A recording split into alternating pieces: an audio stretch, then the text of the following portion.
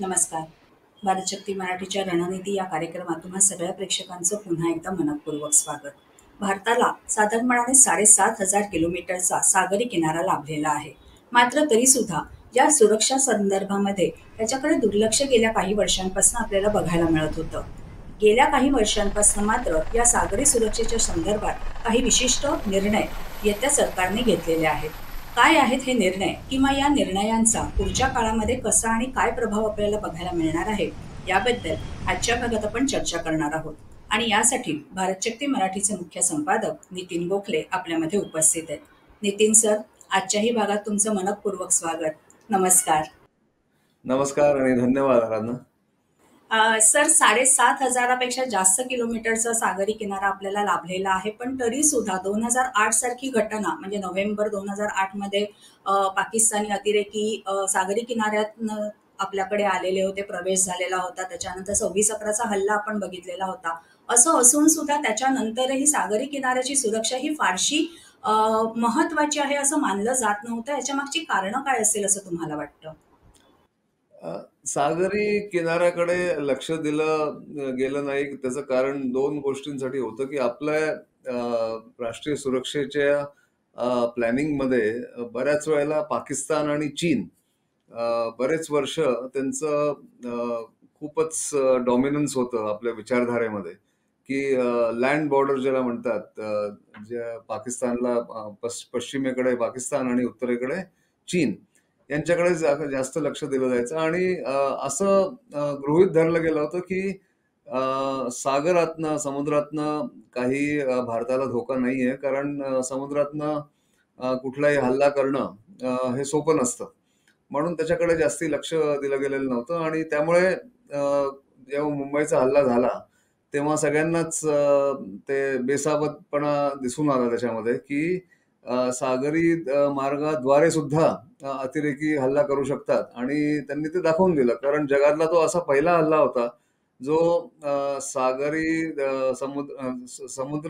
समुद्राच्या मार्गाद्वारे येऊन जवळजवळ 4-5 ठिकाणी एकत्र हल्ला करणं आणि जवळजवळ 3-3.5 दिवस 4 दिवस तो अतिरेकी हल्ला चालणं हे तेव्हा लक्षात आल्यानंतर मग जरा सरकार जागं झालं त्यावेळेस. आणि मग बाकीच्या यंत्रणांना थोडीशी चालना मिळाली. आणि तोपर्यंत हे कोणालाच क्लिअर नव्हतं की सागरी सुरक्षेची जबाबदारी कोणाकडे असली पाहिजे आणि कोण ते कोऑर्डिनेट करणार हे लक्षात येत नव्हतं. गेल्या 10 वर्षांमध्ये सागरी सुरक्षा खूप गांभीर्याने हा विषय आपण चर्चेला घेतोय. त्याच्यावरती वेगवेगळ्या प्रकारच्या सेमिनार्समधनंही चर्चा होत आहेत. नेमक्या काय उपाययोजना या संदर्भात केल्या गेलेल्या आहेत आणि चीनची वाढती दादागिरी याला कारणीभूत आहे का? चीनची वाढती दादागिरी एक फॅक्टर आहे त्याच्यातला. पण जसं मी म्हटलं की मुंबईच्या हल्ल्यानंतर सरकार जागं झालं आणि मग त्यांनी भारतीय नौदल आणि इंडियन कोस्ट गार्ड या ज्या मुख्य केंद्रीय सरकारमध्ये कंट्रोल असलेल्या या दलांना, या सुरक्षा दलांना थोडंसं अजून जागृत केलं, त्यांना अजून ताकद दिली गेली. कोस्ट गार्डचं विशेष करून एक्सपान्शन झालं.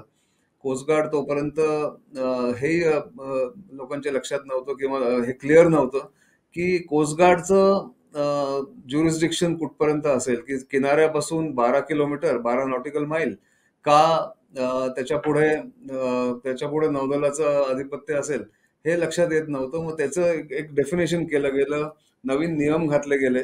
आणि मग काही राज्य सरकार जी समुद्राला लागून आहेत, म्हणजे गुजरात पासून पश्चिमेत गुजरात, महाराष्ट्र, गोवा, केरळ, कर्नाटका, केरळ असं करत करत तामिळनाडू, आंध्र प्रदेश, ओरिसा आणि पश्चिम बंगाल असं पूर्ण जर आपण पश्चिमेपासून पूर्वेचा तट बघितला तर त्या सगळ्या राज्यांमध्ये थोडीशी जागरूकता आली. त्यांनी मरीन पोलीस या दलाची किंवा या वेगळ्या एका पथकाची स्थापना केली. आणि बरेचसे काही कायदे त्यांच्यात सुधार केले गेले की जर लोकांना समुद्रावर पकडलं, अतिरेकी असू दे किंवा त्याच्यातले सस्पेक्ट असू देत, तर त्यांना कुठल्या कायद्याखाली त्यांच्यावरती खटला भरायचा, त्यांच्यावरती कारवाई करायची, या सगळ्याचं त्याच्यात पुष्कळचा अभ्यास केला गेला. आणि जवळजवळ आता 15 वर्षात, गेल्या 15-16 वर्षात ते 15 वर्षात पुष्कळचा बदल आता त्याच्यात आलेला आहे. आणि सगळ्यात मोठा बदल गेल्या वर्षी 2022 मध्ये झाला. बदल म्हणण्यापेक्षा एक त्याला चालना अजून मिळाली, की नॅशनल मॅरिटाईम सिक्युरिटी कोऑर्डिनेटर या पदावरती हे नवीन पद निर्माण केलं गेलं नॅशनल सिक्युरिटी काउन्सिल सेक्रेटरीएट म्हणजे NSNच्या ऑफिसमध्ये.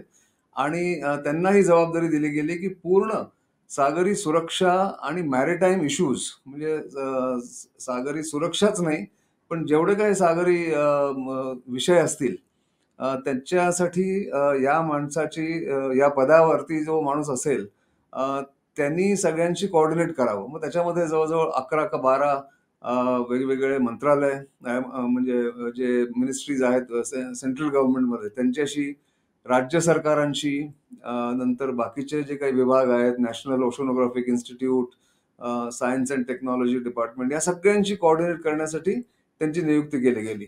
याला सगळ्यात मोठी चालना गेल्या 16 वर्षात बाकीच्या विषय जे मी आता सांगितले त्याच्यापेक्षाही जास्ती चालना आता मिळाली आहे, कारण या पदाची निर्मिती केली गेली. या पदाचे एक नवीन माणूस याच्यात नियुक्त केला गेला. सर, 95% व्यापार भारताचा हा सागरी मार्गातनं होतो असं म्हटलं जातं. त्या दृष्टीने सुद्धा काही महत्वाच्या योजना आखल्या गेलेल्या आहेत का? भारताचा सागरी किनारा फक्त 7,000 किलोमीटर, तो मेन लँड जे आहे, जे मी म्हटलं गुजरात पासून पश्चिम बंगालपर्यंत जो आहे त्याचा आहे. पण आपण जी आपली बेटं आहेत, अंदमान निकोबार ची बेटं किंवा बेटांचा समूह, आणि इकडे लक्षद्वीप आणि मिनिकॉय या बेटांचा समूह जर बघितला तर जवळजवळ अजून 4,000 किलोमीटर त्याच्यात ऍड होतात. आणि त्याच्यामुळे तो जबाबदारी खूप वाढते. पण व्यापार 95% जो आपण म्हणतो भारताचा आयात निर्यात दोन्ही समुद्राद्वारे होतं, समुद्र मार्गाद्वारे होतं. याच्यात काही शंकाच नाहीये, कारण त्याचं भाडं म्हणजे जहाजांवरती मालवाहतूक करणं हे कुठल्याही बाकीच्या मालवाहतुकीच्या जे जे काही व्हेकल्स असतात किंवा विमानाद्वारे किंवा बाय रोड जर जायचं असेल त्याच्यापेक्षा खूप खर्च त्यांचा कमी असतो. म्हणून ते अगदी साहजिक आहे, स्वाभाविक आहे, की समुद्राद्वारेच हा व्यापार होईल. त्या व्यापारामुळे जर आपल्याला समुद्र मार्ग जर सुरक्षित ठेवायचा असेल तर त्याच्यासाठी बरेचसे काही त्याच्यात निर्णय घ्यायला लागतात. आणि त्याच्यासाठी एक मॅरिटाईम विजन एक बनवली गेली आहे, मॅरिटाईम विजन 2030.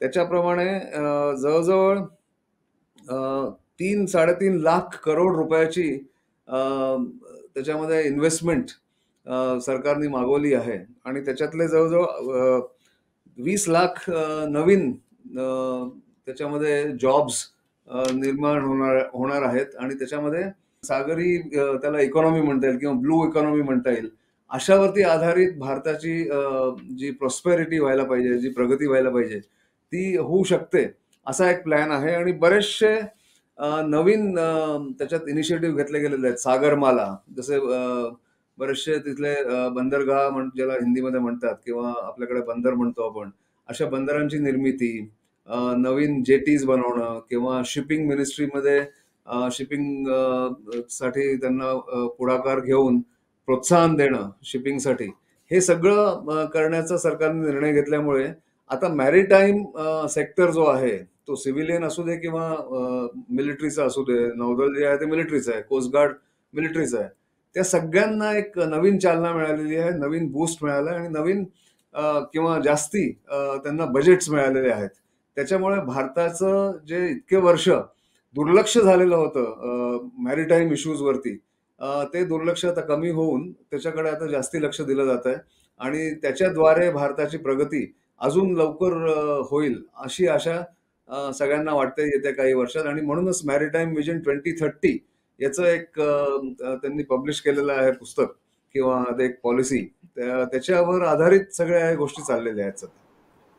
म्हणजे ह्या सगळ्या गोष्टी ज्या आता तुम्ही सांगितल्यात, या सगळ्या गोष्टी आपल्याकडे जे आता समन्वयकांची नियुक्ती झालेली आहे असं तुम्ही म्हणालात, तर त्यांच्याच देखरेखीखाली या सगळ्या गोष्टी होण्याची शक्यता आहे का? आहे ना. आपण आता टेबल आपल्याकडे याच्यावरती स्क्रीनवरती येत असेल, त्याच्यामध्ये त्यांनी असं केलेलं आहे की मॅरिटाईम सिक्युरिटी कोऑर्डिनेटर जो आहे, नॅशनल मॅरिटाईम सिक्युरिटी कोऑर्डिनेटर, तो कोणाकोणाशी कोऑर्डिनेट करतो. तर स्टेट मिनिस्ट्रीज आणि डिपार्टमेंट्स, असं जसं फिशरीज डिपार्टमेंट आहे, प्रत्येक राज्यामध्ये फिशरीज डिपार्टमेंट आहे. स्टेट मरीन पोलीस जसं मी म्हटलं सगळीकडे त्यांची स्थापना झालेली आहे.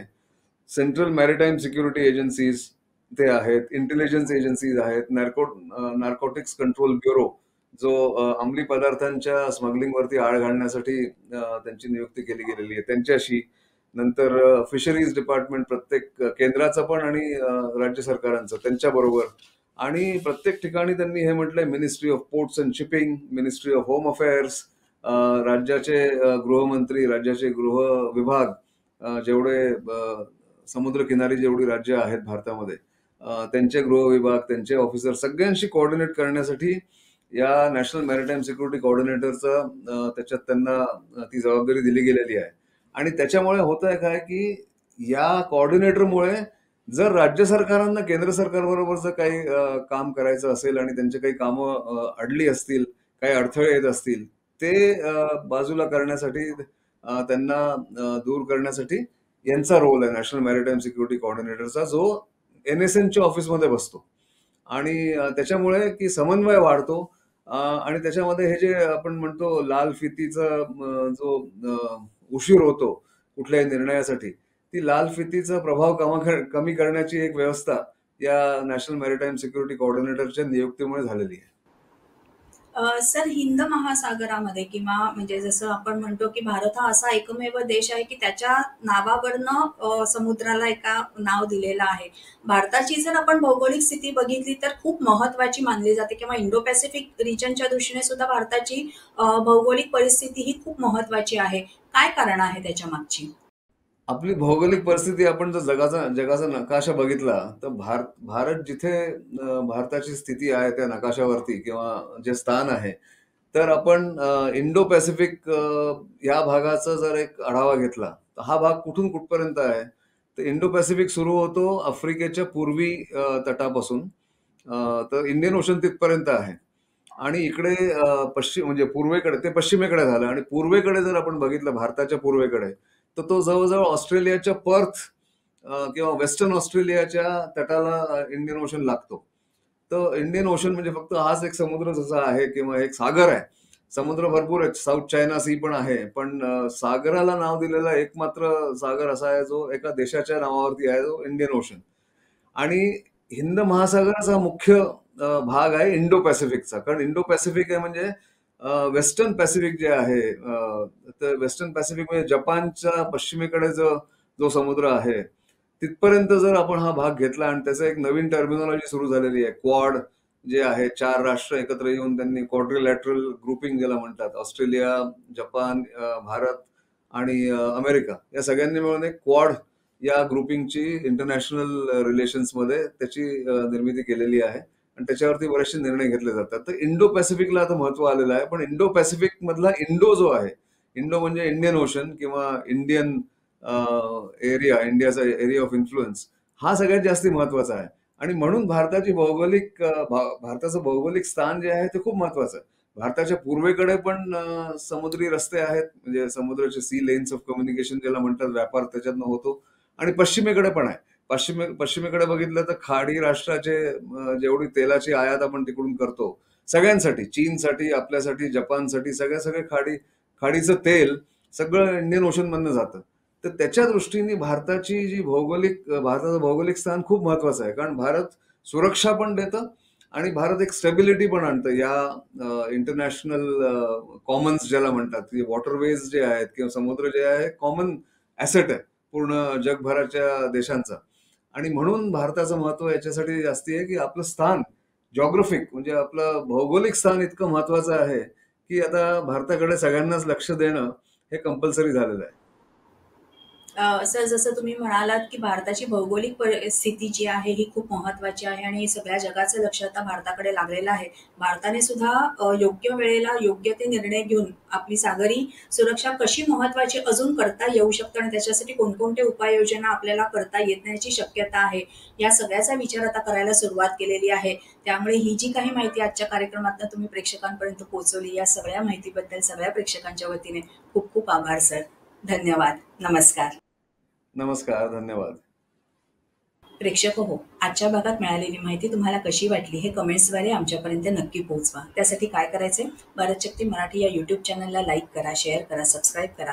याशिवाय इतर सोशल मीडिया प्लॅटफॉर्मना सुद्धा तुम्ही फॉलो करत असाल अशी आम्हाला आशा आहे. भेटूया पुढच्या आठवड्यात एका नवीन विषयासह. तोपर्यंत नमस्कार.